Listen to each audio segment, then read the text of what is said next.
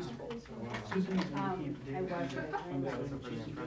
and if I'm getting this right, she said that she found that the somas had a higher tolerance and lower sensitivity to pain Baseline? baseline. Really? Yeah, and they had the same increase in, same reduction in sensitivity Following alcohol. following alcohol. Mhm. And then they had a lower, it was lower, Then it was the- more lower than the non-somas. Well, that's interesting. So what we really want, what's critical is to find out how alcohol-induced heart rate increase is associated with analgesia, rather than the soma, non-soma split, which is also important. It's not as important. Oh, because there's a portion of the somas don't have the same heart response? And some of the non-somas have it. It's Right. It's just you get it more amongst the. right, it's more frequent, more common.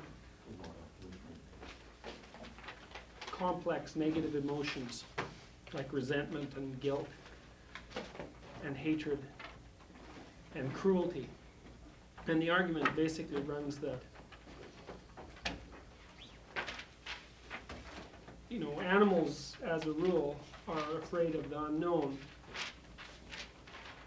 But for human beings, that fear is increased by the fact that we also abstractly understand, in a sense, what the unknown means. Well, the mere fact that we can abstract out a notion like the unknown as such, certainly, is indicative of the fact that our cognitive processes are somewhat different from those of animals. And I tried to show, using examples drawn from both Genesis and the story of the fall of the Buddha, so to speak, that mythology, or some myths anyways, present us with a story that says that the development of self-consciousness is tantamount to the contamination of existence with death. And I think the logic behind that basically is that the defining feature of self-consciousness is knowledge of borders, so to speak, of our own personal borders, and the most tangible and horrifying of those borders is our own knowledge of our mortality. So in a sense, it's the fact that we can see into the future and know what that future means. And so you could say, in a sense, if you want to get mechanical about it, that for human beings, every aspect of existence serves as a cue for punishment.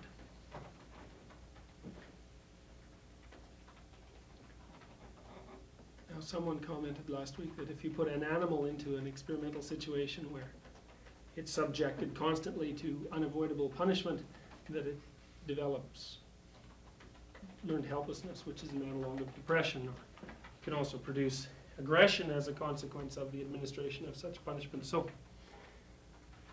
we know already that the purpose of group identification is to provide stability in an ocean of instability. But what we've now added to this, I think, with this additional line of argumentation is more clear understanding of just how terrible the ocean of instability is for human beings in particular.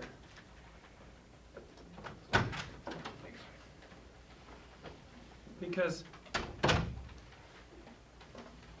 as I said before, I'm not just interested in figuring out why animals defend their territory, human beings being animals, at least in terms of that idea. I'm interested in why we go that final extra bit of distance, which means that not only will we kill to protect our territory, but we'll engage in all sorts of murderous torture along the way, which seems gratuitous in a sense. Is that it's one thing to want to eliminate your enemy, and we understand some of the motivations for doing that. I mean, someone who's foreign disrupts your predictability, and predictability is the essence of security. It's another thing to well, as I said, to make an aesthetic out of cruelty, and to pursue the opportunity to inflict suffering on someone else, justified by your express patriotism expressly, but obviously motivated by something that's more twisted and perverse. So, and that's the core question that this course is trying to address, is what is it that makes people like that? Not just patriotic, but totalitarian patriotic, and not just willing to defend borders, but also motivated to enjoy the construction of cruelty for its own sake. I want to read you a quote from Solzhenitsyn to start this off. So this is his description of the degradation of the state, the real version as opposed to the mythological version. Solzhenitsyn quotes an author who says, "I was told how executions were carried out at Adak, which was a camp on the Pechora River. They would take the opposition members with their things out of the camp compound on a prisoner transport at night. And outside the compound stood the small house of the third section. The condemned men were taken into a room one at a time, and there the camp guards sprang on them. Their mouths were stuffed with something soft, and their arms were bound with cords behind their backs. They were led out into the courtyard where harnessed carts were waiting.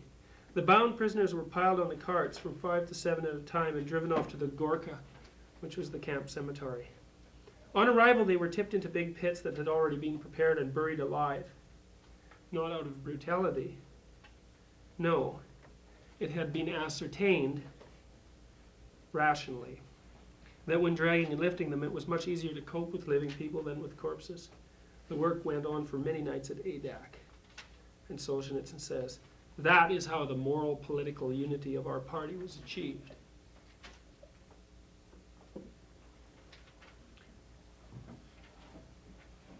Eliade describes the degradation of the state from the mythological perspective. He says, "As has well been known since the compilations made by R. Andre, H. Usner, and J. G. Frazier, the deluge myth is almost universally disseminated. It is documented in all of the continents, although rarely in Africa, and on various cultural levels. A certain number of variants seem to be the result of dissemination, first from Mesopotamia and then from India. It is equally possible that one or several actual diluvial catastrophes gave rise to fabulous narratives, but it would be risky to explain so widespread a myth by phenomena of which no geological traces have been found. The majority of the flood myths seem in sense to form part of the cosmic rhythm. The old world, peopled by a fallen humanity, is submerged under the waters, and sometimes later a new world emerges from the aquatic chaos." Well, you're all familiar with that general model. I mean, you've seen that over and over again in the diagrams that I've presented to you.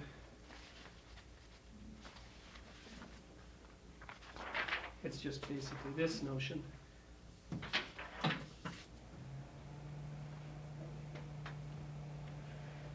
That's the people of fallen humanity deluged by the waters who then reemerge. That's the story of Noah, for example.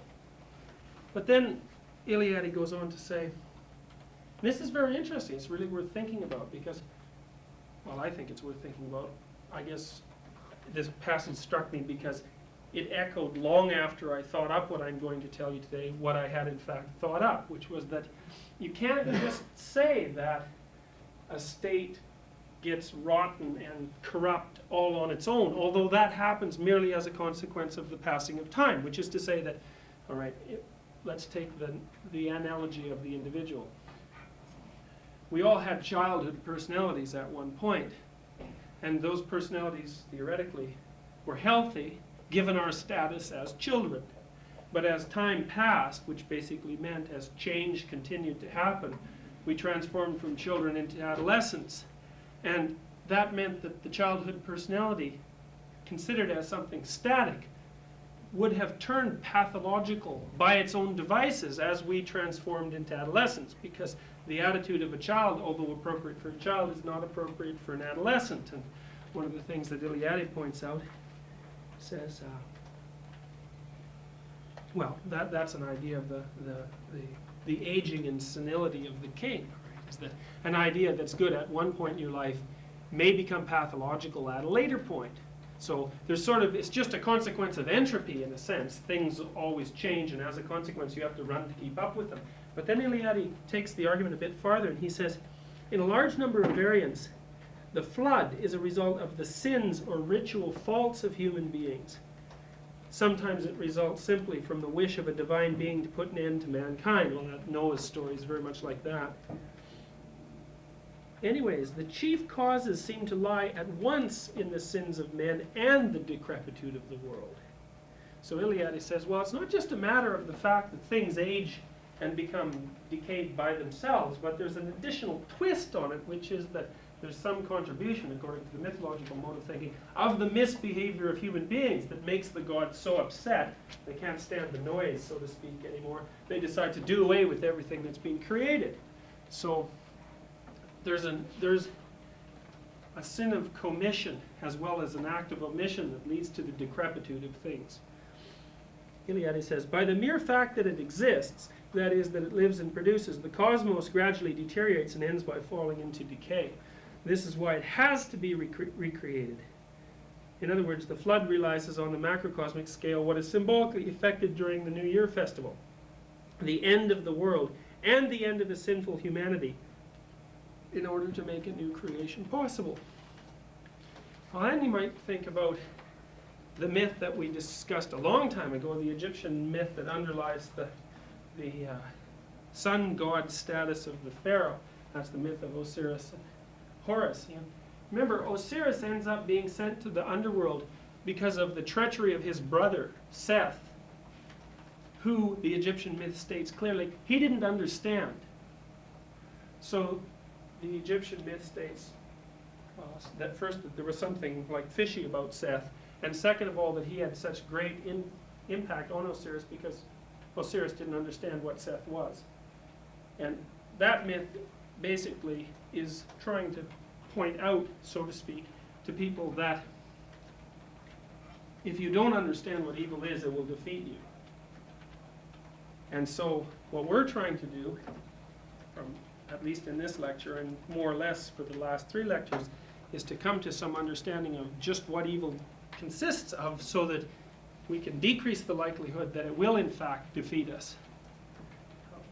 I was showing this manuscript to a friend of mine on the weekend, and he found parts of the argument that I was making, I showed him the outline I gave you last week, kind of unsettling in a sense, because I use a lot of terminology that's being classically associated with religious thought. This disturbs me as well. It certainly, at least it did as I was putting the manuscript together, because I had never was inclined, I thought, of my own accord, to gravitate towards religious language. And he asked me why I insisted upon using words like evil when they have this historical context that at least places them partially into the domain of religious thinking. And, well, it would certainly make, if I changed the terminology and de-emphasized the mythological language, I could certainly make the sorts of theories that I'm trying to present more palatable. But the fact is, as far as I'm concerned, that the mere fact that we know anything at all about evil is because of religious constructions of precisely what evil is. And it would be a mistake, as a consequence, to abandon the historical roots of the development of the idea just to make discussion of it more palatable. One thing that occurred to me when I was reading this is that you seem not only have you been using the term, but you seem to be to have changed their meaning somewhat from the traditional religious sense, in which you actually discuss concretely in there, but that good generally refers to a specific moral code, and evil to opposition to the code. Yeah. Right. For instance, Nietzsche's book Beyond Good and Evil refers to them in that sense. In other words, that you're beyond that split. But then what you're referring to as good and evil is sort of beyond the traditional good and evil. Right. That's right. It's description of good and evil as processes rather than as things or states. Yeah, I was reading a little bit about the French Revolution this morning because I referred to it in this manuscript somewhere, or I said that the French, during the French Revolution, erected a statue to the Goddess of Reason in Notre Dame Cathedral, which I always thought was a really telling historical event. That's wrong, by the way. they actually dressed up an opera singer to represent the goddess of liberty, and paraded her around inside the Notre Dame Cathedral, which they had renamed the Temple of Reason. So I had, like, my remembrance of the historical fact was a little bit off, but the basic notion still remains absolutely solid. I mean, the people who ran the French Revolution were, in fact, at least in the initial stages of the Revolution, were out to replace Christianity, Catholicism, with rational atheism, and to enshrine reason. And it was interesting to read some of the things that they had done, because it's certainly the case, for example, that our notion of natural rights formally derives in large part from the work that was done by certain people around the time of the French Revolution. And what was really interesting about those authors is that, having constructed their explicit description of natural rights, they immediately made the presumption that they had invented the concepts, that there was no historical basis for the idea, in a sense, that there was no lengthy process of religious development that led up to the possibility of positing something like a natural right. So once having discovered it, so to speak, which is to say, having made it explicit, they were willing to dispense entirely with all of the historical prerequisites for the development of that idea. I mean, that was the idea here, is right. Say you come up with a rational explication of the notion of a natural right. Well, that's based on an immensely long and complex history of the movement of the sorts of behavioral patterns that are encoded in the idea of natural rights up this hierarchy of abstraction. So, anyways, the point is that as soon as the French thinkers were able to make the notion of the natural right explicit, they were willing to dispense with the historical precursors. And the reason I'm using that argument is because I'm trying to make the notion of evil explicit, but I'm not willing to dispense with the historical precursors, because it's absolutely obvious to me that the only reason that I can say anything at all about evil is because all the ideas that I'm describing are already played out at all these more implicit levels of analysis. And what I'm trying to do, you see, the thing is about mythological modes of thinking, these natural categories, is that they do have really, really fuzzy boundaries. And so when you consider this structure, every one of these levels of analysis has a negative and a positive valence. And it's very easy for us to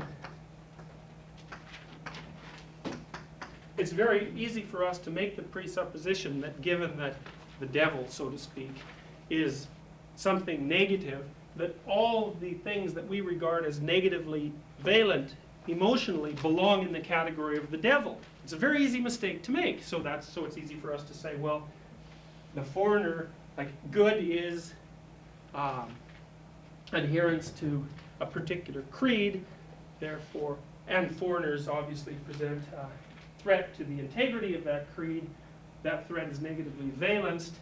It's reasonable to lump everything negatively valenced into the same category. The category that we lump everything that's active and negatively valenced into is equivalent to the devil. So you get a perfectly reasonable logical train that leads to the demonization of enemies. Now, Elaine Pagels, who just wrote a book on the devil, said that she actually, I think, reversed the motivational change. She said the reason that, Christianity has come up with what I think is the most well-elaborated story of the devil, and although there are other religions that have done the same sort of thing, it's certainly the nature of evil is a preoccupation of all sorts of moral systems. But in terms of elaborating up a dramatic figure, Christianity has done a very good job of that. Pagels says the underground motivation for the construction of such a figure, which is the personification of evil, was to aid Christians in labeling their enemies as demonic and justifying their annihilation. Now, I think, this is first of all, it's a plausible argument. Second of all, it's a potent argument. And it also seems fairly obvious that people do use mythological figures that represent evil and apply them to their enemies to justify their annihilation. So then you might think, well, maybe the whole idea of evil is just a rationalization that we use to pursue ends that we want to pursue. But I would say, well, that's not exactly right, despite the fact that it's like Freud's comments about religion. You can use religion as a neurotic defense against your anxiety of death. Absolutely. What that means is that you identify with a given creed in a dogmatic manner, and that protects you from your neurotic fears. Now, what Freud's mistake, as far as I was concerned, was to take a perfectly reasonable observation and turn it into a universal statement, the statement being that's the only possible purpose of religion. The fact that you could misuse something does not necessarily mean that the misuse of the thing is the only use of it. Well, and the same applies to the ideas of evil. The fact that having a figure at your disposal, like the devil, so to speak, makes it easier for you in some ways to represent your enemies as reprehensible, does not necessarily mean that that's the only reason that such a figure developed. And what I'm trying to do in this manuscript, in this lecture today, is to clarify, is to bring some clarity to these fuzzy mythological categories so that we can draw a clear distinction between, well, what I would say are idols of evil, which are necessarily false, and the process of evil itself, which I think is actually clearly identifiable and stable across cultures, just like all these other figures that we've discussed. Okay. Anyway, yes? How could you talk about evil by any other name? You can talk about it by all sorts of other names. I guess like inhumanity might be one. Or, we do that in psychology all the time. We talk about antisocial behavior, or we talk about psychopathy. Psychopathy being the thing that's most closely related in the clinical literature to classical notions of evil. And then we say, like standard theories of antisocial behavior, for example, and I know this literature relatively well, they're usually they're based on inferences drawn from analysis of lower level motivations. Like you might say that the typical antisocial person is someone who's very high in sensitivity to incentive reward and very low in sensitivity to threat. That's a standard theory for antisocial motivation. So that means that they're all go, all curiosity, all novelty seeking, and very little stop. You can't make them anxious, so they don't have inhibitory control over the behavior. But that's a pretty mechanistic notion of what underlies criminal behavior. And a lot of research has been devoted towards that end. You know, the idea being the standard antisocial personality is someone who just doesn't feel anxiety very clearly, who can't use cues of punishment to regulate their own behavior.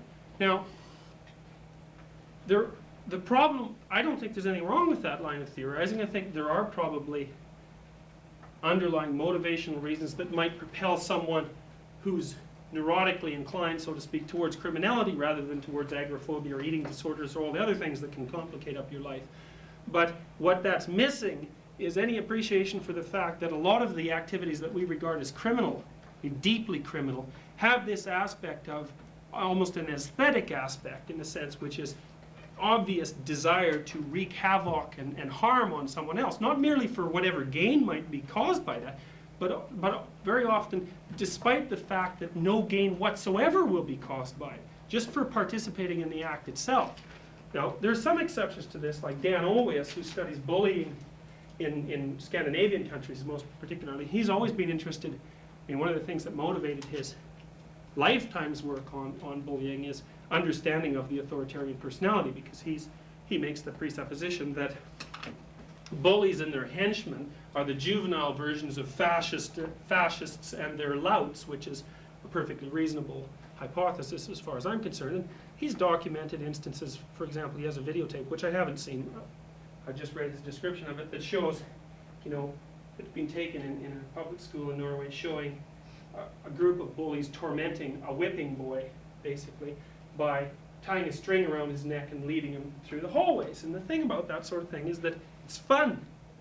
And it's that aspect of the attractiveness of engaging in that sort of behavior that we really haven't been able to get our finger on very clearly in psychology. And I think as a rule we tend to sidestep it. And it's also because we don't like to deal with issues like evil, so to speak, that have these sorts of religious overtones.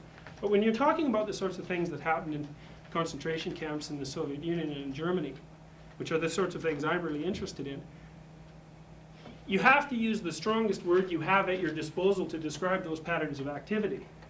And it's also the case that, well, as I mentioned last week, I think, a lot of the higher order surviving Nazis were prosecuted after the Second World War for crimes against humanity, which is which is a category of moral violation which we recognize at a sort of supracultural level, which is that we say, well, yes, morality is culture bound, which is to say that different cultures have different rules, and if you follow those rules, you're responsible within the confines of those cultures. But despite that relativistic morality, there are certain activities that you can't engage in, no matter what your excuse is. And basically what that's the thesis of the Nuremberg trials, basically. And that thesis is predicated on implicit recognition, at least, that there's a form of morality that supersedes cultural identification. And also a form of morality and a form of immorality that transcends cultural identification. Now, if you don't believe that, then it's difficult to justify any belief that you might have that what happened in Germany, for example, did constitute a crime against humanity. And you have to regard the Nuremberg trials as an act of revenge by the victors, which is an arguable position. Question? I'm just wondering, I'm trying to understand evil within the context of mental health, and I'm wondering if, first of all, like mental health itself can be defined, like the ideal of mental health can be defined as like survival or cooperation within society, or whether it's like a means to an end, within itself. Like, can a disturbed person achieve a high level of success, such as Hitler did, and still be considered a disturbed person? Well, that's the question. I mean, I said one of the questions that I've been trying to answer all along here is Nietzsche's inquiry, which is, are there pathologies of health? Which is, can you be the exemplar of a given society, which means, by the definition of that society, not only average, but in fact ideal, and still be considered corrupt at a higher level of analysis, whose existence can actually be justified in some manner. And that is the issue, and that's what we're trying to find out. Okay, so I read you the little story that Solzhenitsyn told about the elimination of anomalous information in the form of other people, which is, and that's Solzhenitsyn's argument about the social and political unity of the Communist Party. It says, how is it attained? You just eliminate all anomalous information that's actually still embodied in people.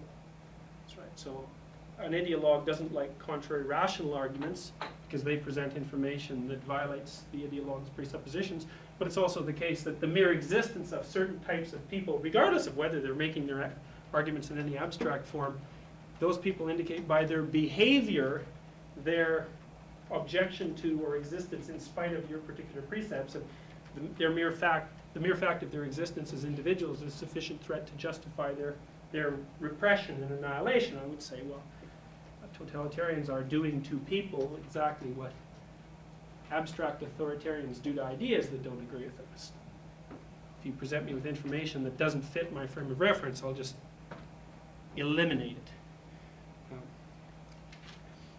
And Eliade talks about the notion of the flood, this universally disseminated myth that says states of being are annihilated by the gods periodically, not only because they are decrepit just as a consequence of their manner of being, but also because people add unnecessary decrepitude to them by their sins, so to speak. That's a mythological idea. We don't know what it means. Now I'm going to read you a little section that describes the authoritarianism of an individual who I think came to realize that many of his so-called moral precepts, things that he held as ideological ideals, were in fact leading him down an extraordinarily totalitarian path. Today is Christmas Day, and I have just come home from Julie's. While I was there, it struck me, as I sat on the couch between two girls, just how foolish and idiotic I have been in this my only life. I hope you will have patience while I unburden myself on you, because I need desperately to confess my sins to someone, and I know that if I were sitting in a little cubicle talking to an unseen clergyman, I wouldn't do a proper job of it. You fit the definition of a religious man as someone who gives careful consideration to the demonic and irrational in humanity, so I think you will find my confession interesting. Imagine, if you can, a grown man who harbors in his heart the most vicious resentment for his fellow man, his neighbor, who is actually guilty of nothing more than embodying a superior consciousness of what it means to be a man. When I think of all the black, scathing thoughts I have directed at those who I could not look in the eye, It is almost unbearable. All of my lofty disdain for the common man, who, so I thought, was guilty of the sin of unconsciousness, was, I now realize, founded on nothing more than jealousy and spite. I hated, I loathed anyone who had wrestled with their fear of leaving the maternal confines of a childish mentality and won their battle only because I had not done so. I equated independence and success with egotism and selfishness, and it was my fondest hope, my highest ambition, to witness and participate in the destruction of everything that successful independent people had built for themselves. This I considered a duty. In fact, there was a decidedly fanatical element in my urge to cleanse the world of what I perceived to be selfishness. Think of what would have happened if I had been in a position to realize my fine feelings. The memory makes me fear that any moment the earth will crack open and swallow me up, because if there was any justice, it would. I, who had not the faintest inkling of a capacity for moral judgment, traipsing around passing judgment on anyone who dared cross my path. It makes me wonder that I have even one friend in this world. But of course I had friends before, anyone with enough self-contempt that they could forgive me mine. It is fortunate for humanity that there are few saviors of the caliber of myself. Did you know that I used to identify with Christ? I considered myself entirely, immaculately free of aggression and every other form of antisocial feeling. But what about the hatred I have just now confessed, you ask? That didn't count. Those feelings were based on sound common sense, you see. After all, there are sons of bitches in the world, and one needs to be ready for them. Do I smell ozone? They say you get a tingling sensation just before the lightning bolt strikes. That is a very apt phrase, son of a bitch. There is a passage in Jung's Phenomenology of the Self which runs, often a mother appears beside him who apparently shows not the slightest concern that her little son should become a man, but who, with tireless and self-immolating effort, neglects nothing that might hinder him from growing up and marrying. You now behold the secret conspiracy between mother and son, and how each helps the other to betray life.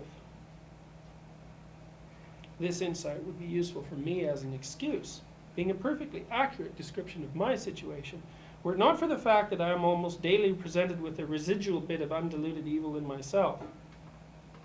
For example, when I am faced with a frustrating situation, I do not ask myself what I am going to do about it. I ask myself who is responsible for it, and I am always ready to conclude that if the other person were to act properly, then the problem would not exist. What is evil about that, you ask? Well, obviously, if I am determined to overlook my own part in the failure to resolve my own frustrations, if I'm determined to find a scapegoat for my problems, then I'm just a stone's throw away from the mentality that was responsible for Hitler's final solution, or for the Spanish Inquisition, or for Lenin's cultural cleansing.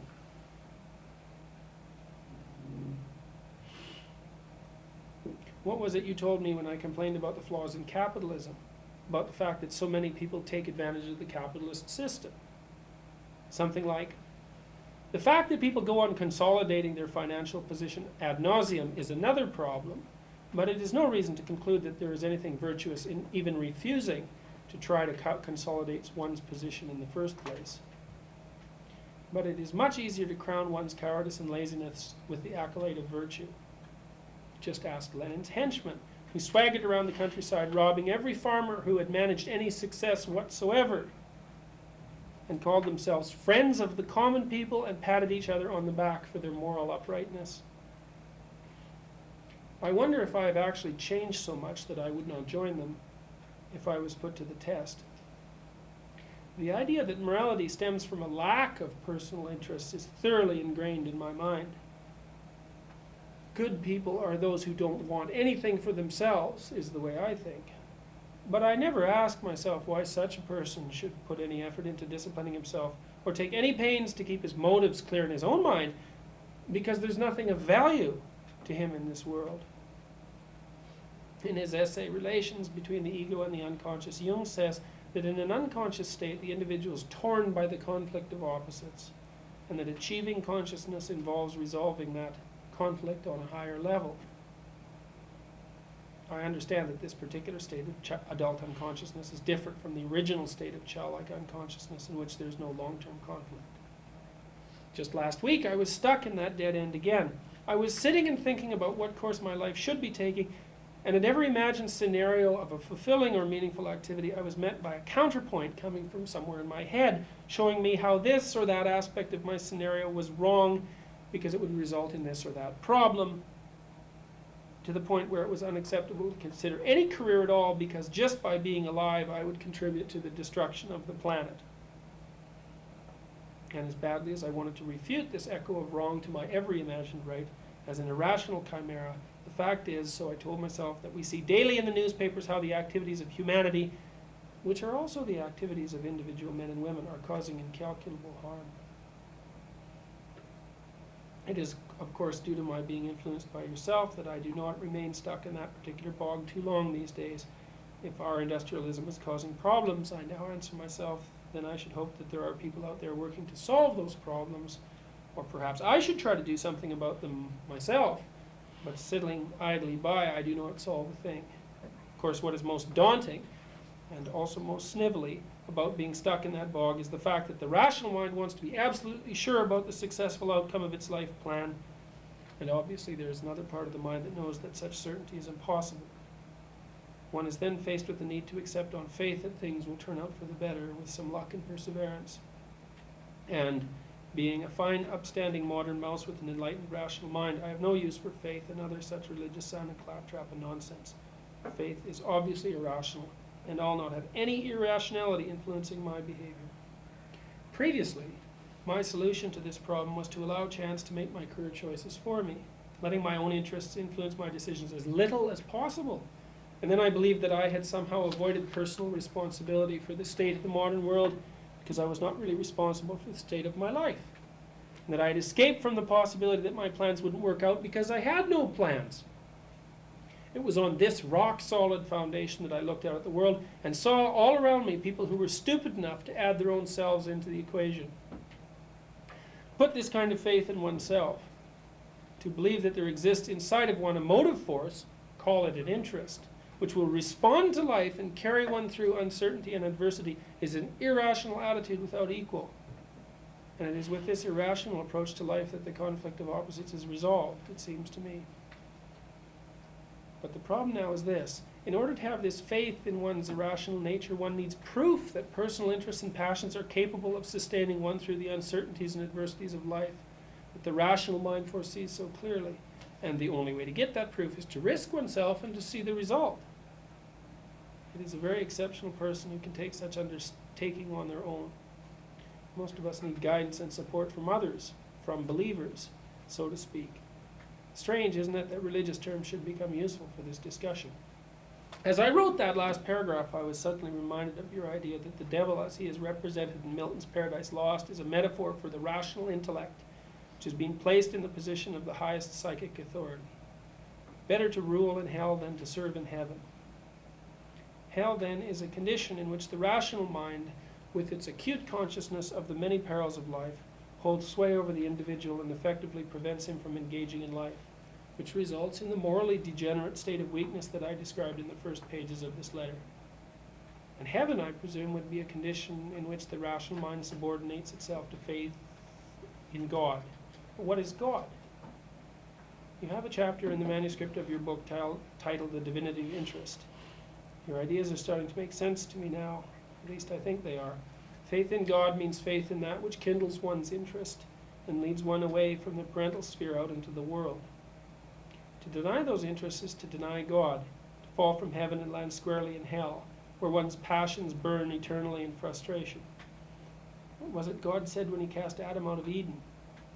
Something about working in the dust to the end of his days, with the specter of death always looming in the future. I can certainly relate to that. One of the most vivid impressions I get from recalling all those years I spent moving from one job to the next is the pointlessness of my daily life back then, and the glaring knowledge that the end was drawing near. But when I'm doing something that has meaning for me, something that interests me, as I am right now, death seems far away, and work seems quite agreeable, even joyous. Well, there's two things or more about that, I guess. The first is that the writer of this letter points out that the only thing that stopped him from being Hitler, or Stalin for that matter, or perhaps only one of Hitler or Stalin's henchmen, was lack of opportunity, not lack of will. And that it's easy for us to make the presupposition that there's a qualitative difference between someone like Hitler or Idi Amin or Stalin and someone like ourselves, partly because we're never in the position to do any of the sorts of things that those men did, and as a consequence, we can use our difference in position to support our notion that there's a qualitative difference. But he points out, I think this is interesting also with, in terms of more current news about the Unabomber, because the Unabomber was a person who had the sort of attitude that's described in this letter, which is that he made the presupposition that industrial society, him excluded, was evil, and that the appropriate thing to do was to disassociate oneself entirely from all contact with that society, and having done so, presume and begin to fix it from the outside all on his own. And I know, in terms of psychological profiles, I mean, I know what the Unabomber is like. Is on the outside, he would appear as someone who was absolutely quiescent, who would do anything you told him to do. He would never cause any trouble whatsoever. Who would appear as someone who was actually composed almost entirely of low self-esteem and doubt, but who deep inside believed that he was far superior to anyone that he'd ever encountered on the earth. That's how, I mean, it's from a position like that that you can then move rapidly towards justification of doing things like blowing up innocent people who theoretically partake in what you consider inappropriate from a distance, having severed, for moral reasons, all possible contact with the real members of humanity. Supported in his endeavors theoretically from pity and care by both his mother and his brother, who sent him money to sustain his completely abnormal existence long beyond the point that it would have been sustainable on its own.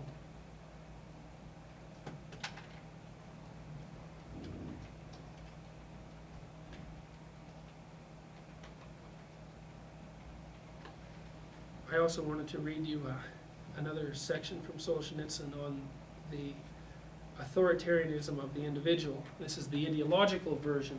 So we have the first story that describes the consequences of a totalitarian ideology put into action, which is the necessary pursuit and destruction of people who don't share the ideological view. And then we have the mythological notion that things go from bad to worse on their own, but that people tend to help that process along, and as a consequence, now and then God decides to obliterate the world. And then we have an individual story in which one person confesses that given his presuppositions about the state of the world, had he been in any position of authority whatsoever, he would have been a very terrible person. And in fact, that he was a very terrible person, but he was also powerless, so he didn't look terrible because he couldn't put any of his fantasies into action. And this is, I do think, this is what separates most of us from the position that someone like Hitler found himself in, because I do actually believe that Hitler was not a particularly pathological individual. He had a decent First World War record. His sort of aimless wanderings throughout Europe at the close of World War I weren't that much different from the aimless wandering of any number of hundreds of thousands of men who'd been unbelievably brutalized in trench warfare during World War I.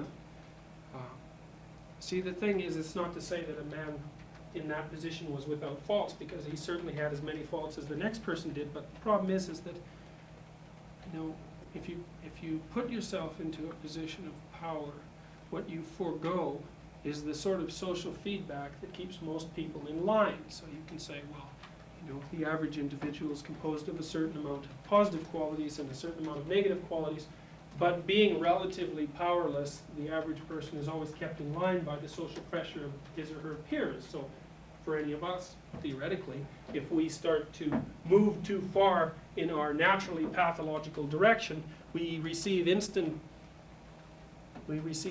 feedback from our surrounding environment suggesting that it might be better if we modify our behavior, which is to say that people have enough courage to be irritated by us and let us know that, or people have enough courage or aren't sufficiently terrified of us, which is the same thing in a sense, to tell us when we've got too far out of line by gesture and look and interaction and all sorts of things. So, you know, we all, that's part of the security that a social group provides. You know, a social group makes everyone else predictable, but it also keeps us predictable to ourselves too, by ensuring that we toe the line.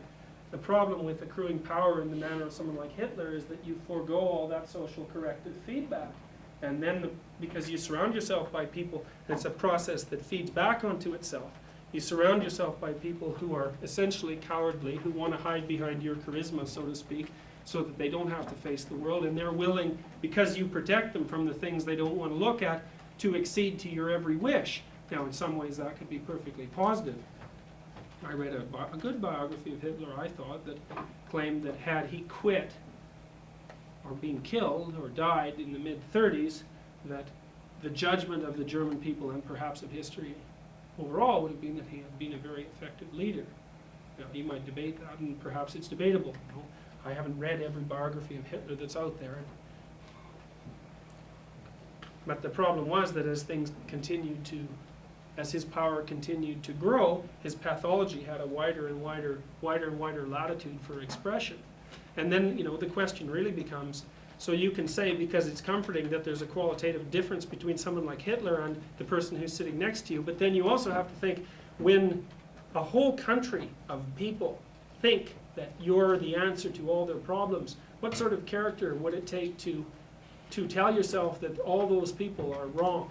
Given, especially in, say, in Hitler's case, the exceptional odds against him having ever got to the position that he got to. And he was a trivial person from a socio-economic and military perspective. He didn't come from a powerful family. He had no influential friends to speak of, and he climbed up the ranks of the hierarchy in a remarkable manner, and, you know, gained the democratic acceptance of the vast majority of the German population. And he also viewed himself as someone who was Germany's only hope, partly as like he viewed himself as a bulwark from the encroachment of communism from the East, which was a real threat, and also someone who could conceivably restore Germany to some of the power that had been stripped from the country by the Versailles Treaty, which I think it's reasonable to comment on that treaty, that it was blatantly vengeful. So you have to ask yourself, under those conditions, given that much admiration carried out over such a lengthy period of time, how many people wouldn't fall prey to their own pathologies? That's one of the things that makes Gandhi very interesting. He certainly enjoyed as much personal power as anyone. Yet he seemed to have a discipline that enabled him to survive it. Right, At least right, to some degree. I mean, it makes it, because the Hitler pattern is much more common right. than the way Gandhi seemed to cope with it. I'm just curious what you think about that.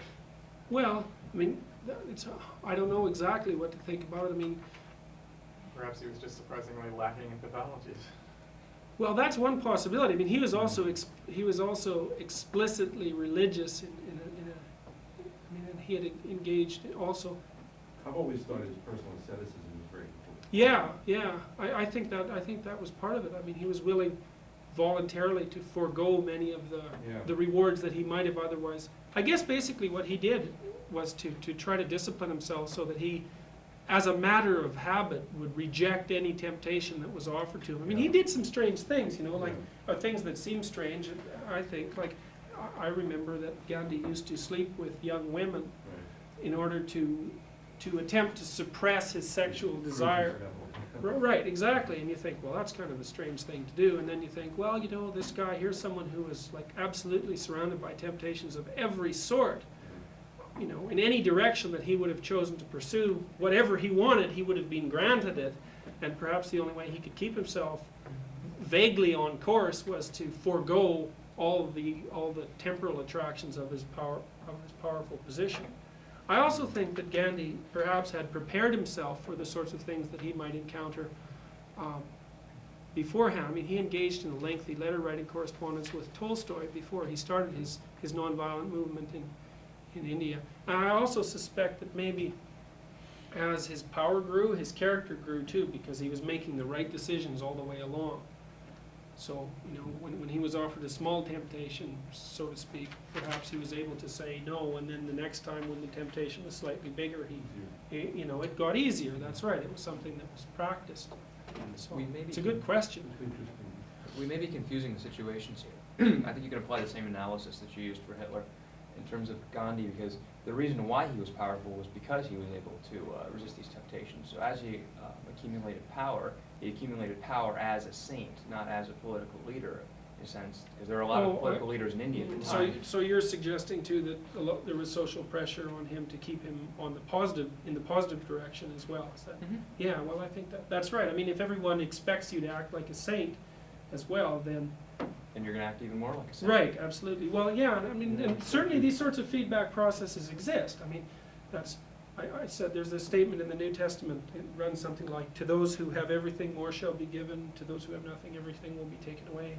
What I think that is a description of this sort of feedback process, is that, you know, one good decision heightens the likelihood of the next good decision, and so on and so forth. So as you make your decisions, events conspire, so to speak, to reinforce them. You can see this with paranoids, like Stellan. I mean, if you're paranoid, you think everyone's out to get you. Well, which means that you're very hostile and suspicious towards people, which means that you see their dark side. It also makes them very afraid and suspicious of you. So you can see how that sort of thing can spiral out of control very, very rapidly. I dealt with that. Well, just one, I mean, one of the really intriguing things about Gandhi, though, is that he was a political leader. I mean, as well as a saint, which is sort of an unusual combination. And there are many who aspire to sainthood who turn out not to be. I mean, witness the, you know, television evangelists and all that. In other words, whose specific claim to authority is being holier than the rest of us, who then ultimately turn out not to be that. So there's still something very extraordinary about this personal discipline or whatever it was that I think enabled him to function. What he had sex with young women, and you're not calling that? No, he No, just he he didn't. slept beside them. Oh, he slept beside them, okay. Yeah. To prove he could be. Yes. And to heighten his ability to resist, that was his theory. I mean, who knows? What do you think is the difference between like the sort of psychic process of denying the temptation versus like sort of denying other people's ideas? Like they both seem sort of similar. Like you're saying, I'm acknowledging some part of me. I mean, like they're both saying I'm not acknowledging some part of me. Like Gandhi was No, saying- there's a difference between refusing to acknowledge something and acknowledging it, but picking a particular course of action. Like I may say we're involved in a heated discussion, and you make me angry. I mean, the appropriate response on my part is to recognize the fact that I am angry, and not to pretend that I'm not, because good people don't get angry. But then once having recognized the fact, choose a pattern of behavior that I feel is appropriate under those circumstances, which might be to say, you know, we better stop having this discussion because I am in fact getting angry, or you might say something like, for reasons I don't understand entirely, what you're saying is really irritating me. I don't know necessarily whether that's an appropriate reaction or not, but it's really the one I have. And that's the sort of thing that was actually put to some therapeutic use by people like Carl Rogers, because he used to do that sort of thing. And so it's not a matter of, like, it's not the pretense that the uncomfortable fact doesn't exist. It's choosing to deal with it in some conscious manner, which means planned manner, once it's actually manifested itself. One other thing that you mentioned before was that like most of these leaders seemed charismatic because they seemed like they were unified in that like different parts of their personality all sort of fit together well. Sure, I would say that even about someone like Hitler. Yeah, but I mean, if somebody, I mean, is that weighted differently depending on whether you follow all your temptations and that's like all your needs are sort of satisfied, or whether Well, you you know, say, Nietzsche said, when Nietzsche discussed morality, he said that most morality was cowardice, which basically meant that it wasn't that people were good, it was just that they were far too afraid to act on those motivations that actually propelled them, but that the motivations were there, and that given the opportunity with no chance of punishment, people would act them out. And you see this sort of behavior in riots, for example, where the likelihood of being caught for committing a criminal act decreases to basically zero, and you know, antisocial behavior, so to speak, spreads through a population like a plague. I think the reason that people like Hitler are attractive from the charismatic perspective, and this also goes for gangster figures, for example, in American movies, of whom there's an absolute plethora, is that people do tend to admire those individuals who they see as courageous enough, so to speak, to act on their darker impulses. And I think the positive, the negative reason for that is pure desire to imitate, but the positive aspect of that is that we know at some mythological level, so to speak, that the movement from conventional cowardice-driven morality to a higher order morality involves necessarily taking into account a whole plethora of motivational states that are normally regarded as unacceptable, like aggression and the potential for cruelty and uninhibited sexual desire and so on and so forth. And, well, anyways, that's part of the reason why I think that we're attracted to people like gangster figures in films. Don't you think it's also because we're witnessing someone with an effective strategy for accomplishing their goals? I mean, regardless of what the content of that strategy is as an overall construction, it is. Well, they get fulfilling. you. I mean, Sure, you could. Then I would say I would say that's more the negative end of the admiration. I mean, the point is that did you ever see the movie Goodfellas? Mhm. Yeah, I hated that movie. Anyways, because I actually thought it glorified the mobsters under the guise of showing how despicable they were. But well, Yeah. that's whatever. It's a debatable proposition. Certainly But arguable, the Goodfellas believed themselves to be certainly superior beings because they got what everyone else wanted without letting fear stop them. And there's a certain element of truth to that because one of the things that does stop many people from getting what they want is fear. Now, you can't conclude from that you should remove all fear and then do whatever it takes to get exactly what you want. But you can conclude from that fear is not necessarily sufficient justification for not trying to pursue the things that you want. So, I coded interview data once for one of these firms that does a lot of telephone reviews, and one of the questions that people had to respond to was to name someone they admired and why. And this was some years ago, and a disproportionate number of people said that they admired Ross Perot. And the reason they admired him is because essentially he seemed immune to social influence, seemed to and people said things like, I admire someone who stands up for what he believes in, whether or not other people agree with him, someone who doesn't change his mind, okay, even when he's wrong, even when he might be wrong, someone who sticks with, and something about these gangsters seems to resonate with that, in the sense that they seem immune to. well, sure, there's a certain change. aspect of individualism to that whole, like in the gangster motif, it's criminal individualism, but it's still indicative of the capacity to stand up against group morality. And the thing is, there is an aspect to heroic behavior, so to speak, that requires the incorporation of the sorts of aggressive and defiant attitudes that in and of themselves characterize gangster behavior. Now, I would say that from the perspective of archetypal individual behavior, on the positive side, incorporation of those aggressive aspects is necessary, but domination by them is counterproductive. But that still doesn't mean, if you're a little boy and you get beat up on the playground, you might say, well, it's better to respond non-violently. But really, that's a mask for the fact that you had to swallow the defeat and couldn't respond violently if you wanted to. Now, the appropriate response to that might be to develop the capacity to respond violently and effectively, but not to use it. Which is to say, the absence of the capacity to respond harshly is no evidence for morality, which is a point Nietzsche tried to make over and over and over again.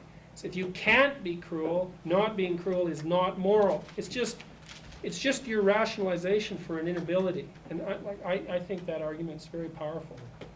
So, and I also think that's part of the reason why we're so drawn towards people who act out their darkest fantasies. It's because they're doing something we would like to but won't. That doesn't mean that things should stop there. It's like that Jesus parable in the Gnostic Gospels that you were talking about. If the person acts. Right, No. right.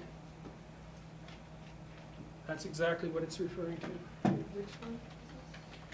Oh, there's the story that Christ is walking down the road on the Sabbath and he sees a farmer in the ditch and the farmer's sheep has fallen into a hole and he's pulling the sheep out and Christ says to him, if you know what you're doing, you're blessed, but if you don't, you're a transgressor of the law and you're cursed. And he wanders on down the street. That's the same idea. So the guy who's pulling out the sheep, if he's conscious, has come to terms with his capacity to violate social rules and is using that capacity to pursue a higher order level of morality. That's one way of interpreting it. The other way of interpreting it is that he's just careless and acting in callous self-interest. So it's the thing that's interesting about that. It's the same act. It's just the intents differ. I don't understand what that has to do with pulling the sheep. I mean, how is that social rule? I mean, is there some rule about sheep? Yeah, you're not supposed to work on the Sabbath. Oh, sorry. Right, right. No, that's the law, the moral law. Right. But couldn't you flip it over and say if you were completely ignorant of the law, then he wasn't committing anything evil, and if it were a premeditated act against the law, then Well- it would be evil? Well, the notion of being ignorant about the law really doesn't enter into that particular parable. I mean, if you're completely ignorant of the law and you break a rule, then you're in the situation of a child, really. So like children break social rules all the time, and people don't make any presumption about their evil, and as a general rule, because they don't know the rule. So the assumption is he knew it was the Sabbath. Right, that's the assumption. The assumption is he knew it was the Sabbath, exactly, that he wasn't just acting out of like remarkable ignorance. Okay, so I'm going to read another story, and this is from Solzhenitsyn, and this has to do with the ideological version of authoritarianism. So Solzhenitsyn is lying with his friend Panin in a railway car that's being set up to transport prisoners from one concentration camp to another, or to a concentration camp to begin with. It says, my friend Panin and I are lying on the middle shelf of a Stolypin compartment and set ourselves up comfortably, tucked salt herring in our pockets so that we don't need water and can go to sleep. But at some station or other they shove into our compartment a Marxist scholar. We can tell this from his goatee and spectacles. He doesn't hide the fact. He's a former professor of the Communist Academy. We hang head down in the square cutout, and from his very first words we see that he is impenetrable. But we have been serving time for a very long time, and we have a long time left to serve, and we value a merry joke. We must climb down to have a bit of fun. There's ample space left in the compartment, and so we exchange places with someone and crowd in. Hello, hello. You're not too crowded? No, it's all right. Have you been in the jug a long time? Long enough. Are you past the halfway mark? Just. Look over there, how poverty-stricken our villages are. Straw thatch, crooked huts. That's an inheritance from the Tsarist regime. Well, but we've already had 30 Soviet years. That's an insignificant period historically. It's terrible that the collective farmers are starving. But have you looked in all their ovens? Just ask any collective farmer in our compartment. Well, everyone in jail is embittered and prejudiced. But I've seen collective farms myself. That means they were uncharacteristic. The goatee had never been in any of them. That way it was simpler. Just ask the old folks. Under the Tsar, they were well-fed, well-clothed, and they used to have many holidays. I'm not even going to ask. It's a subjective trait of human memory to praise everything in the past. The cow that died is the one that gave twice the milk. Sometimes he even cited Proverbs. And our people don't like holidays. They like to work. Why is there a shortage of bread in many cities? When? Right before the war, for example. Not true. Before the war, in fact, everything had been worked out, falling into precisely the same trap he just described. Listen, at that time, in all the cities on the Volga, there were queues of thousands of people. Well, that was a local failure in supply. More likely, your memory is failing you. But there's a shortage now. Old wives' tales. We have from 7 to 8 billion bushels of grain. But the grain is rotten. Not so. We have been successful in developing new varieties of grain, and so forth. He's imperturbable. He speaks in a language which requires no effort of the mind. And arguing with him is like walking through a desert, which is the emergence of some mythological imagery, by the way. It's about people like that that they say, he made the rounds of all the blacksmiths and came home unshod. And when they write in their obituaries, perished tragically during the period of the Stalinist cult, this should be corrected to read, perished comically. But if his fate had worked out differently, we would have never learned what a dry, insignificant little man he was. We would have respectfully read his name in the newspaper. He would have become a people's commissar or even ventured to represent all Russia abroad. To argue with him was useless. It was much more interesting to play with him. Not at chess, but at the game of comrades. There really is such a game. It's a very simple game.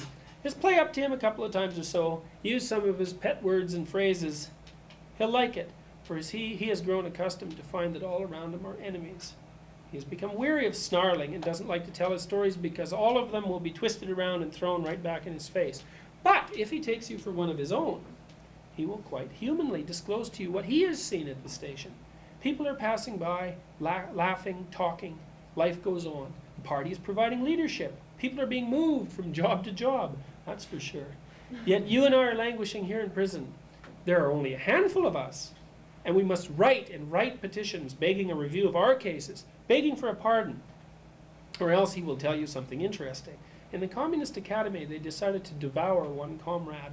They decided he wasn't quite genuine, not one of our own, but somehow they couldn't manage it. There were no errors in his essays, and his biography was clean. Then all of a sudden, going through the archives, what a find!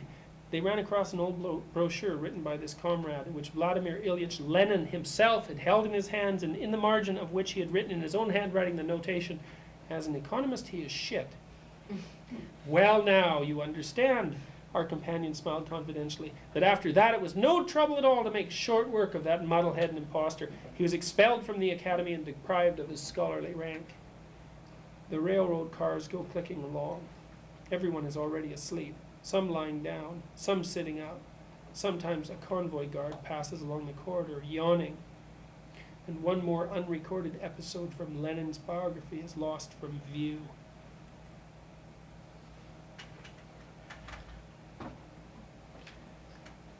Well, I read you that story because it provides an interesting relationship between the adoption of a totalitarian position and the necessary consequence of that adoption, which is instantly the desire to torment and persecute anyone who doesn't belong to that particular totalitarian position. I would say, well, it's not just a matter of the desire to protect the integrity of the totalitarian position. That's part of it.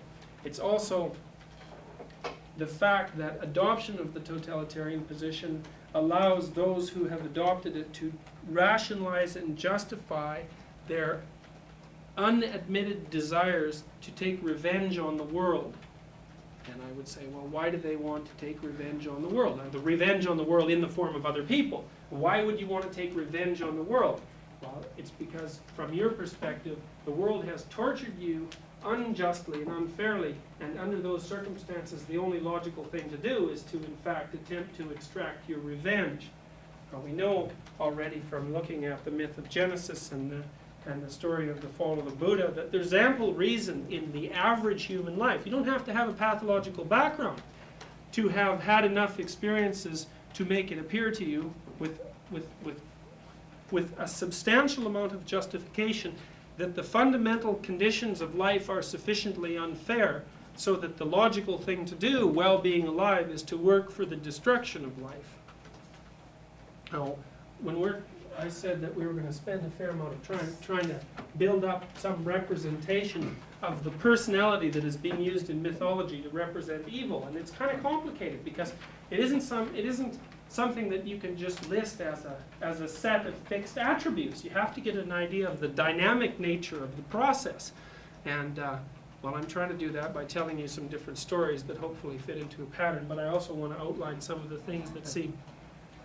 What you said earlier in the lecture is that, and you said this last lecture, that humans see more danger in the unknown, that because of their cognition, but what it seems to me, what you just said right now, is that their cognition doesn't necessarily make the unknown more potent, but that it attributes the unknown to more kinds of things, and the danger to more kinds of things.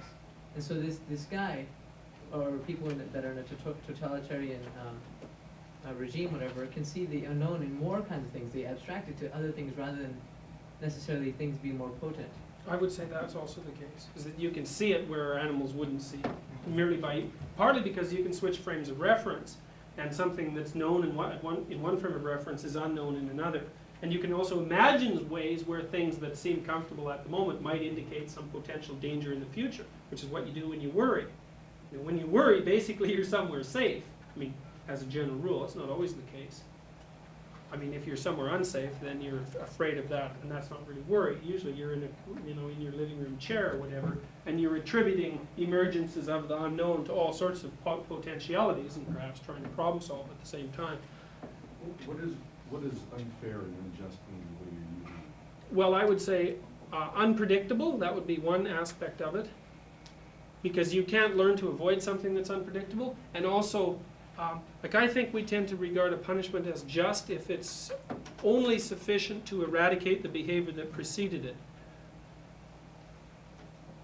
So for example, I mean we strive towards that in the criminal justice system, right? That's what it means that the punishment should fit the crime. Well, first of all, it means that there should be a crime, and often we seem to be punished despite the fact that there's no evident crime. And it also should be that the punishment is the right match for the crime, and it's hard to understand what that might mean, but if you look at how you treat, well, say a dog, or that you're trying to train to not do something, if it pees on your rug, for example, there might be a punishment that you would consider sufficiently matched to that act so that it might be regarded by the dog as just. So, like a swat on the behind with a newspaper, rather than being beat half to death with a stick, for example. So, and the source of that sense of appropriateness? Well, balance? well, that's a good question. I don't exactly know how that's worked out. I think a lot of it's trial and error. I can't really say much more about that at the moment. I mean, it's partly like if say you're dealing. I see this with my children. The question is how do you because you have to use. I think you have to use. Negative feedback as well as positive feedback to set borders around children. And then the question is, well, where does the notion of what constitutes just punishment come from in that sort of interaction? Well, you have to experiment with people in a sense to determine the nature of their temperament, because for some people, for my daughter for example, if I point my finger at her and say no, she's doing something that she shouldn't do, she'll stop. Whereas if I do that with my son, well, that's just irrelevant. I mean, that level of punishment is completely negligible. So for him, what constitutes a just punishment, as far as I can tell, is something that's like higher up in intensity than it is for my daughter, and that's probably a matter of temperament. So, well, that's possible. He's also younger than her, But I have two boys, and I noticed the same thing. Yeah. That the older one, is more sensitive to punishment. very much so, and the younger one, Yeah. Yeah, it's like that in my family too. I was the oldest, and I was, like just people being mad at me was. That was yeah. But Yeah. my next sibling down is the wild one.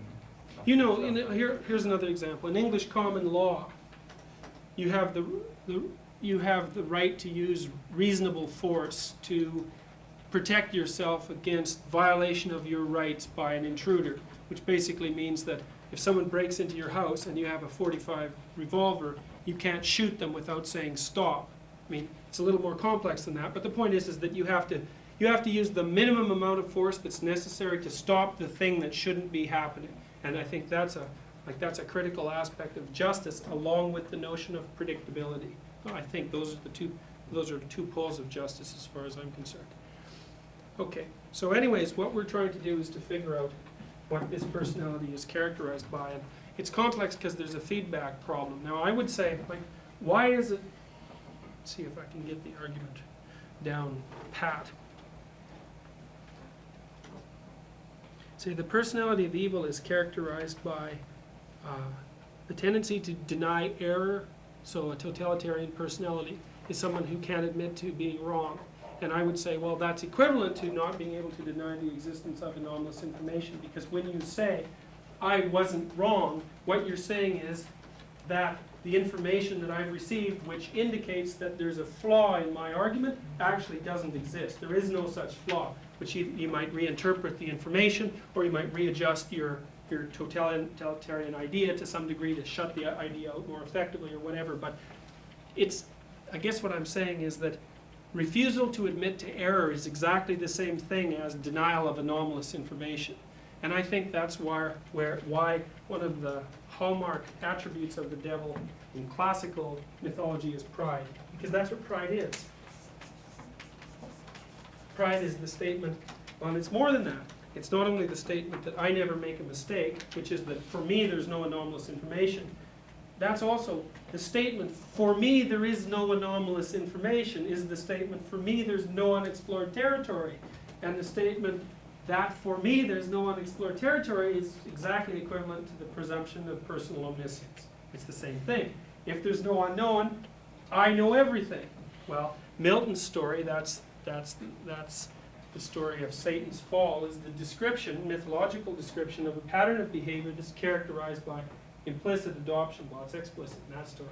Explicit adoption of omniscience. So we're saying, well, what does that mean? Well, it instantly involves these other things: pride, arrogance, totalitarianism.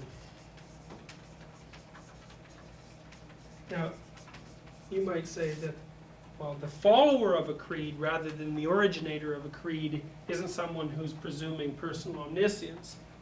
What I would say, well, they're even more corrupt than the actual leader, because they say, well, he's the boss, he's God, I'll do everything he tells me. So they're actually eliminating their, at least the person who establishes the dogma, like Hitler, for example, is taking a personal part in the construction of the theory. Someone who follows Hitler has completely abrogated any personal responsibility for making any moral judgments whatsoever to the leader. So I think actually the followers are more pathological than the leader. But I think that's true. So these things all make a complex, which is one of these natural categories as far as I can tell. And the question is, well, what do they lead to? Well, I would say that the reason that there's a negative here and a negative here is because these two processes feed back onto one another.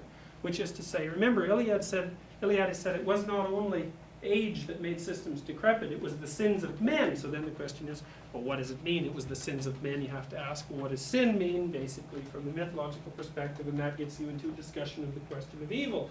And I would say, well, the thing that underlies evil most fundamentally is the process of the denial of anomalous information, which is to say that you have a theory and a piece of evidence pops up which, according to your own criteria for truth, because you set that as well, indicates that your theory is actually wrong. It doesn't have to be objective fact of any sort. It's by your own criteria. Something's popped up that indicates that you're wrong, and you say, well, no, that thing doesn't exist. And you can say that lots of ways. You can just see, Freud thought you had to actively repress information, anomalous or traumatic information, but that's not right. You don't have to actively repress it, because it's a sin of omission and not a sin of commission. Because if a piece of novel information comes up and you do nothing about it, then you haven't processed it, right? It's to take into account a piece of novel information means that you have to explore the thing that's novel, draw the necessary behavioral conclusions, and update your schema of representation. So it isn't as if when something novel pops up and you admit to its existence, automatically the way you think is made proper. It's that to actually process something novel, you have to go through a tremendous amount of work, some of the work which might actually involve one of these descents and resurrections, so to speak, that we talked about. So if you're, okay, well, I'll finish the argument here in a second. So we have sin as the denial of anomaly, but we have original sin already as curiosity, which is the precisely opposite, really. Okay, let me see if Well, original sin is more than curiosity, isn't it? It's the desire to be on the status of God. And it's also denial of, like, it's, Yeah, But Well, it's a- we expressed it as curiosity, last week. yeah, well, I also mentioned last week that there was a paradoxical aspect to that, because the Gnostics, for example, regarded the serpent that tempted Adam and Eve as a higher order deity than the God that had created things to begin with. Now, that was a heretical position from the perspective of the sect that developed into the standard Christian church. But it's also the case that even in Catholicism, in the medieval era, original sin was regarded as a fortunate sin because it was a precondition for the drama of the Passion. So you could say, well, original sin was regarded as a precursor of evil because it was curiosity that knocked Adam and Eve out of paradise, and also that took the Buddha outside of the walled city that his father had set up. So from that perspective, it's very negative, which is to say that it's curiosity that brings anomalous information into an otherwise stable system. But from another perspective, which is broader, I think you might regard it as a fortunate proclivity. So I think it depends on your temporal frame of reference, and I think that's a kind of a standard. I think that's a reasonable interpretation. It's something we'll return to actually in the last lecture of this course, because there's a myth that Jung pulled out from England that actually addresses that point directly. It's just a paragraph long, but it describes, well, it tries to put original sin into the context of the whole story of redemption, which isn't just Christian. It's just this story of, a stable pre-existent state, a deterioration into a state of chaos, and then a regeneration on a more integrated plane. So original sin is a fortunate and necessary problem. Sure, I mean, if you look at it from the perspective of being in chaos, so we say you're in chaos, you say, well, what got me here? Well, if I would have just shut up and not bothered going down that path that my curiosity drove me down, then I'd still be, sitting comfortably ensconced at home. I wouldn't be in this horrible stew of emotional wretchedness that I'm in, which is, and I think, if you think about that story writ large, the notion is, if we wouldn't have developed this cortical cap that allowed us this ability to manipulate abstract bits of information, had never become self-conscious at all, we would have been in a paradise-like position, like the animals who are, in a sense, beyond good and evil. Now, Voltaire said, well, that I included Voltaire's little commentary on that line of logic, and he said, well, I know more succinct way of putting this. I don't remember who said this. It's better to be an unhappy philosopher than a happy pig. You can also think of that as a form of pride. Anyways, of course, the ultimate attainment is to be an unhappy pig. Anyways, okay. Have you not considered modifying your vocabulary, since the meaning of your vocabulary in this climate it takes on the meaning of that which would have been taught by the representative of the church, where the devil will be used to describe the stranger and evil will be used to describe things that go against the current moral code. Well, I don't. Okay, so have I not considered modifying my terminology because of that likelihood? Well, I mean, are you not concerned that it causes so much confusion to use a word that has been used both as the denial of anomalous information and also the generation of new information, depending on the perspective of the person who's using the word? Like, you're taking a very sophisticated use of the word devil. Yes. Well, hopefully. Your readers don't have your sophisticated use of the word devil. The devil is the thing that sits on your shoulder and removes you from God. Right, whispers bad things in your ear. Which is, and tells you that you should break away from the moral code. Right, but that's also the case. Like, for example, in this parable that you brought up again, I mean, depending on so there's the guy in the ditch. He's taking his sheep out of the hole.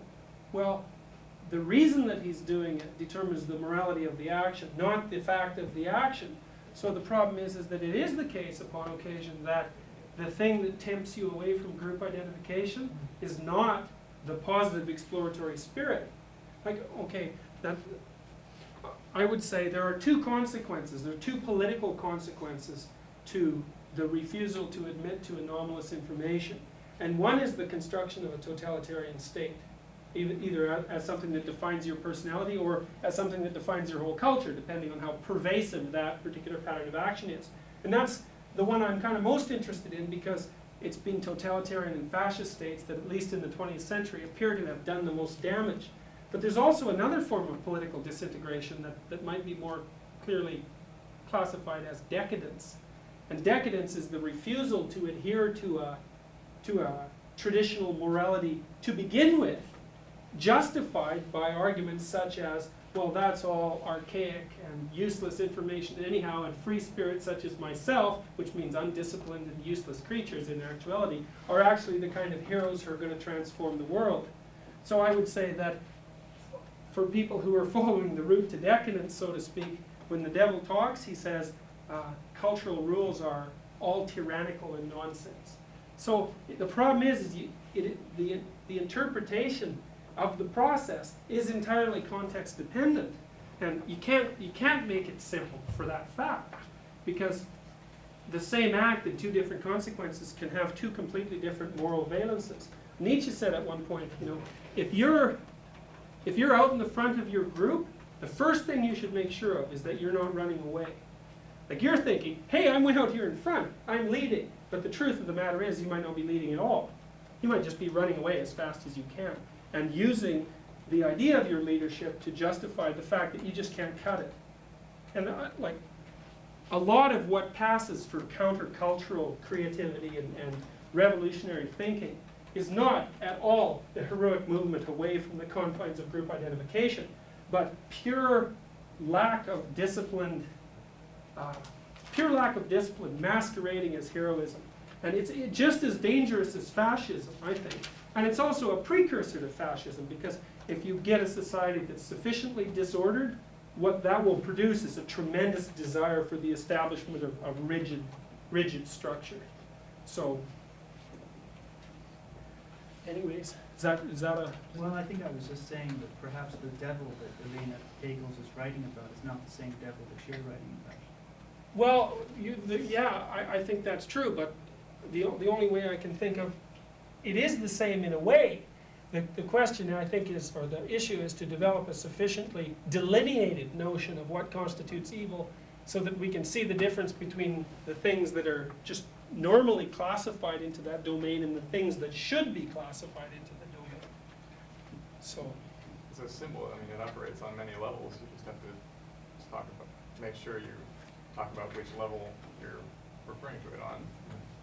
Because it's hard to say what else you could refer to. I mean, since what you're dealing with is the whole mythology of the devil. Well, so you run into a problem like this. We know from Iliad's work Well, that... see, you're reading, your devil is from Paradise Lost, which is a different devil. I never read Paradise Lost. I grew up with the devil, which isn't the same devil as your devil. Really very different. Right, right. Your devil is like the Godfather. But well, I would say though, like, it is the case that what Milton did was attempt to codify what he saw as the fundamental traditions of the devil in true Christian mythology that had been gathered up to that point. It's like, here's an example. Look, we know from Iliad that it's a natural tendency, so to speak, to assimilate the foreigner to the dragon of chaos. Right? It's not even an assimilation. It's a natural tendency of people to be unable to distinguish the foreigner from the dragon of chaos. Well, we know that dragon imagery plays a large part in our mythology of evil. So it's very easy for us to contaminate up our notion of the serpentine aspect of evil with the foreigner. What I'm trying to do is to say, well, look, there are some things that we tend naturally to regard as evil because they're negatively valenced, that are only tangentially and situationally associated with evil, but there is one thing at the core, which is a process that is actually right at the basis of evil. Oh, and I'm trying to build up a map of what a personality characterized by that process would be. So I said, well, the first thing is that the totalitarian personality rejects any notion of the possibility of personal error. Now, people sometimes hide from themselves what they're doing by saying, well, it isn't that I'm personally omniscient, it's that I'm an adherent, say, of communist ideology, and it's communist ideology that's absolutely right, and I just happen to believe it. But I think that's just rationalization. Is you get all the advantages of being omniscient without any of the disadvantages. So it's really cowardly. So you can see how arrogance is related to that without any problem. But there's also the notion of there's an underlying notion there of the sacrifice of the hero, which is also implicit in the whole notion of the rejection of anomalous information, because we said already that the positive aspect of the individual is the aspect that voluntarily admits to the presence of anomalous information and then modifies worldview, either his or hers or the whole society, as a consequence of that contact with anomaly. So there's recognition of the uncomfortable fact, then exploration of the fact, then generation of an adaptive structure to deal with the fact, and then communication of that adaptive structure out into the social community. And that's the heroic pattern. Well, if you don't do that, if you do the opposite, then that's tantamount to rejecting that whole process. So I would say that someone who refuses to admit to the possibility of personal error also sacrifices their identity with the heroic aspect of the individual. That's also a necessary consequence. And then you say, well, what are the consequences of that? Well, the consequences are simple. First of all, there's only two ways of protecting yourself against the unknown. One is by adopting group identification. And the other is by identifying with the process that makes sense out of the unknown. And most people do both, and that's perfectly reasonable, right? We adopt our group identifications, and then we try to make sense out of those things that are anomalous that happen to us personally. So that's a nice balance. So you can either identify with the hero, so to speak, or you can identify with the group. If you forsake your identification with the hero voluntarily, which is to say that you say there is no such thing as anomalous information, then the only thing that you've got left to protect yourself with is identification with the group. And that makes the likelihood that you'll identify rigidly with the group much, much higher, because you don't have an alternative anymore.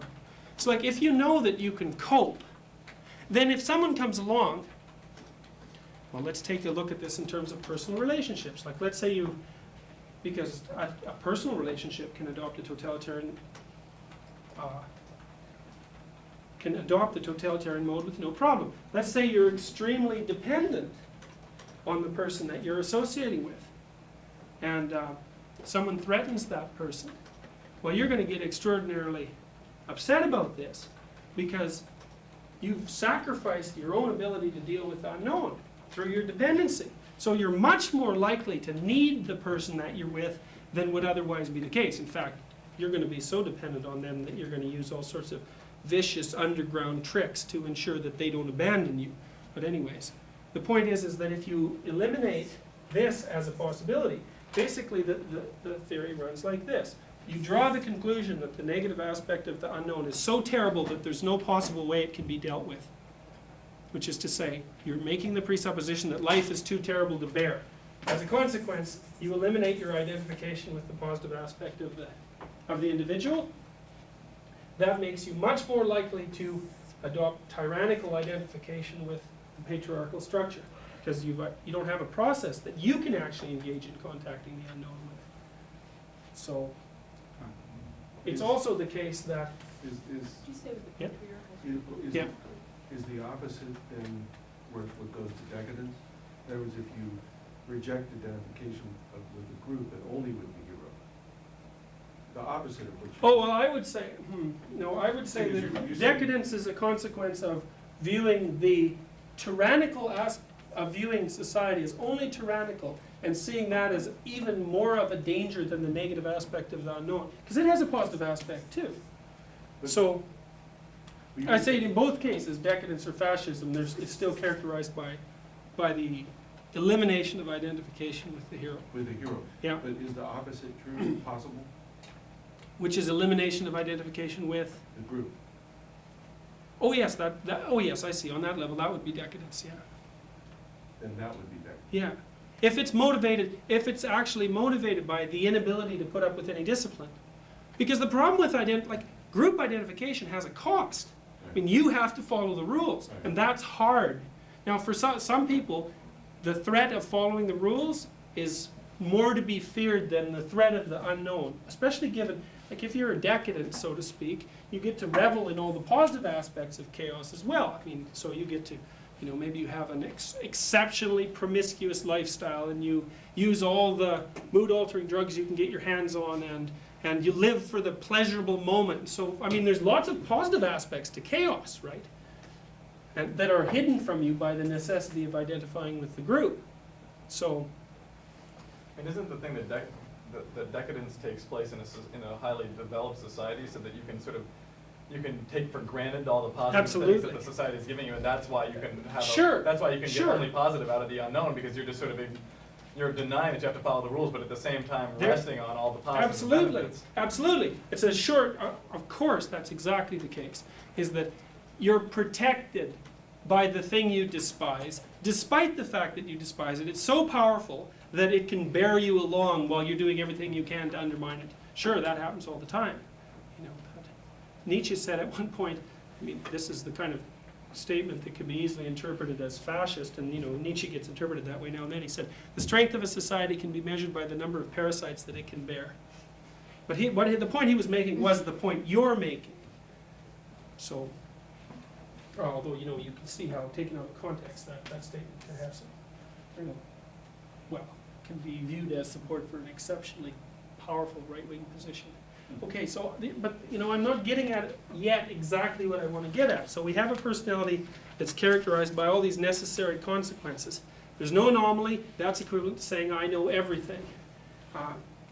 Identification with the group is also equivalent to rejection of the heroic. But the other thing is that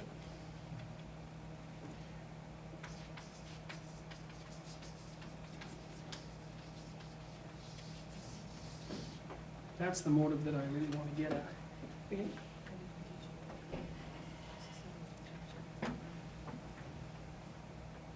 The idea, I guess, is that the development of self-consciousness, which means knowledge of mortality, heightens the negative valence of the unknown to such a degree where it's easy to draw the logical conclusion that life is such an unfair process that it should be brought to an end. And I wanted to read you a quote from Goethe. He characterizes Mephistopheles'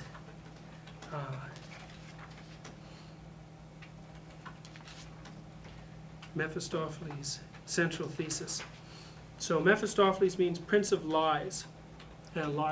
So that's another attribute of the classical devil. And of course, the lie is that anomalous information that upsets your particular system of belief doesn't exist. That's what characterizes a lie.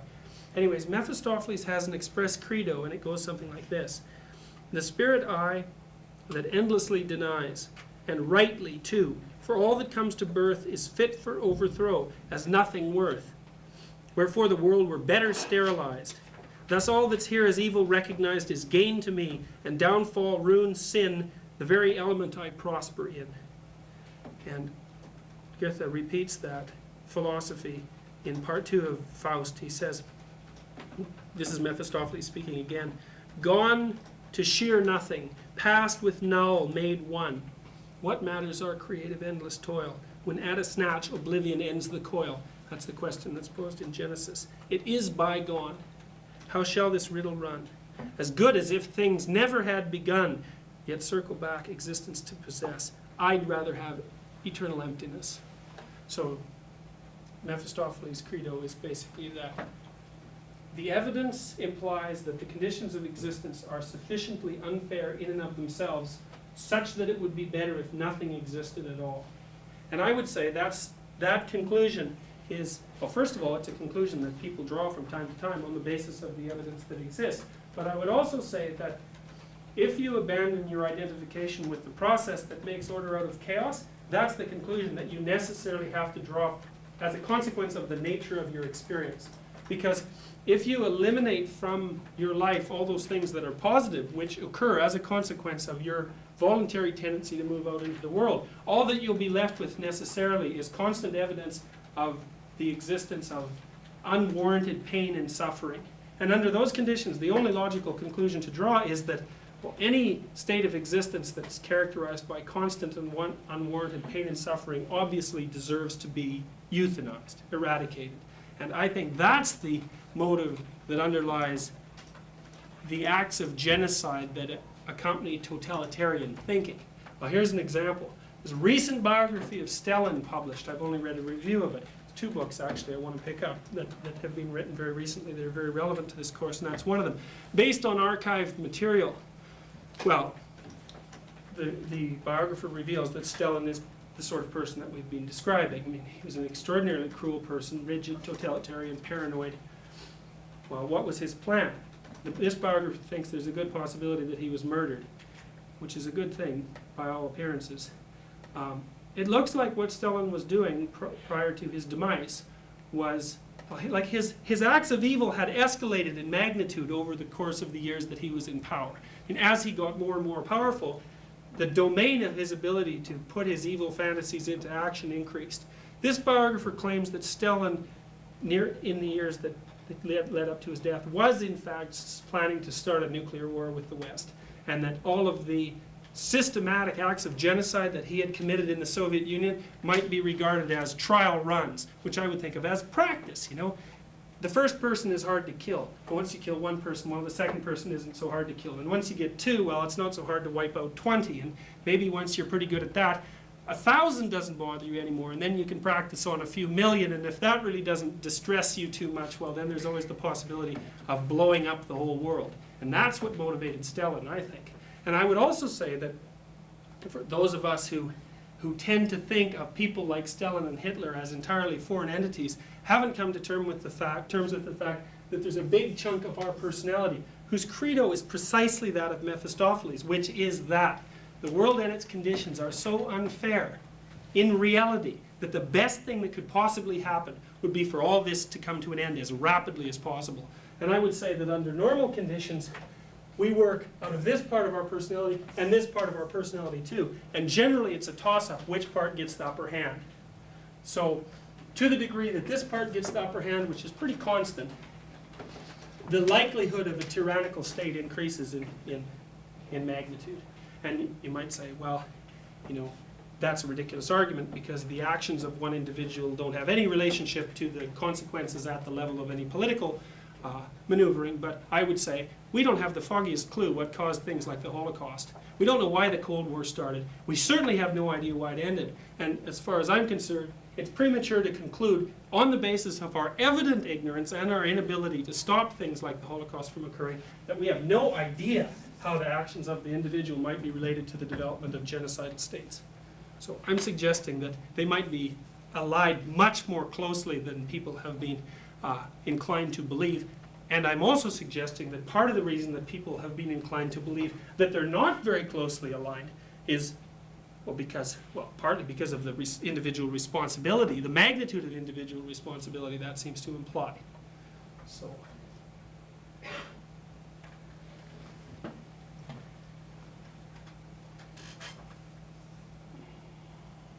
So identification with the regenerative process is all that lies between us and that. Absolutely. I mean, I think you can even make a physiological argument to buttress that point, which is that to the degree that you're engaged in the constant voluntary processing of anomalous information, your life is interesting and meaningful. By definition. In fact, the circuitry that you activate when you're engaged in voluntary exploration, which is a consequence of admission of anomaly, is in fact what we call meaning. And to the degree that you're engaged in a meaningful activity, you can put up with all the nasty preconditions of existence that make that sort of exploration possible. Which Nietzsche said, if you have a why, you can bear any how. And basically what he meant by that was that despite the fact that life perhaps necessarily has terrible preconditions for it to exist at all, it might be rendered bearable and even positive if you would only participate in those things that you know to be correct. Well, it's a reasonable hypothesis. It's also what everyone would, if you could discover what it is that everyone would want, if they could really figure out what they wanted, that would be it. Because the story says, if you pursue those things that you personally find most meaningful without deceiving yourself as to their content, what will happen is that you'll develop a mode of being that enables you to look on life as if it was a beneficial process. And that is what people want when they say something like, well, what is, like, given this terrible thing that's just happened to me, what could possibly be the meaning of my existence? Say, well,